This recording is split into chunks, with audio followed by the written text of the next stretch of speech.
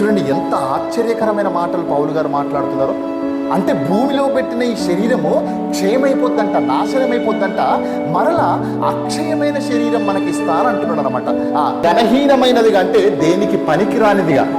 ఇప్పుడు చనిపోయిన శవాన్ని ఏమని చేసుకుంటారండి? ఏమని చేసుకుంటారా? చచ్చిపోయిన తర్వాత పోయి ఈయనకి 4 కోట్లు నేను తీసుకోండి, శవాన్ని మీ దగ్గర పెట్టుకొని చాలా జాగ్రత్త కాపాడంటే వాళ్ళు ఉంచుకుంటారా? వద్దురా బాబు, నీ కాళ్ళు పట్టకుండా తీసుకుపోయి సమాధుల్లో పెట్టంటాడు. తీసుకుపోయి అదే చెప్తున్నాడు దాని గురించి.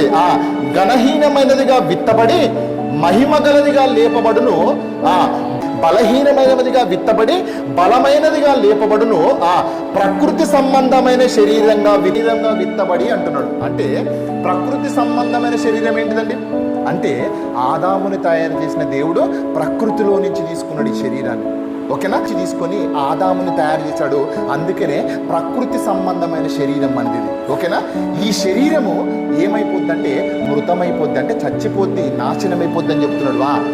ప్రకృతి సంబంధమైన శరీరంగా విత్తబడి ఆత్మ సంబంధమైన శరీరంగా లేపుకోబడును అంటున్నాడు అనమాట. అంటే ఆత్మ సంబంధం అంటే ఆత్మకు వేరే శరీరం ఉందంట.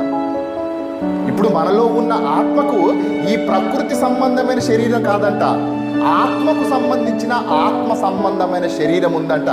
ఆ శరీరం గురించి చెప్తూ ప్రకృతి సంబంధమైన శరీరం ఉన్నది కనుక ఆత్మ సంబంధమైన శరీరం కూడా ఉన్నది అంటున్నాడు. చూసారా? అర్థమవుతుందండి మీకు?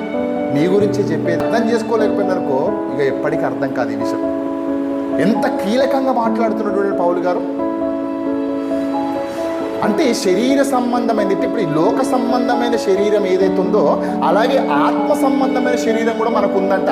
అది దేవుని దగ్గర ఉందంట.